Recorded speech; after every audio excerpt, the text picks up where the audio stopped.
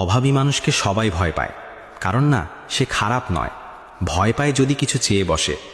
এই পৃথিবীতে সবচেয়ে একা মানুষটা কে জানো? যার কাছে টাকা নেই, কারণ তার কষ্ট কেউ শুনতে চায় না।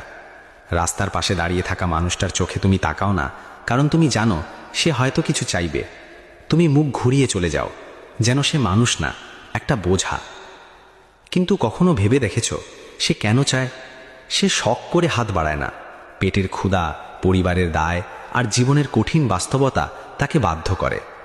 যে মানুষটা আজ তোমার কাছে সাহায্য চাইছে, হয়তো একদিন সেও কারো সাহায্য করত।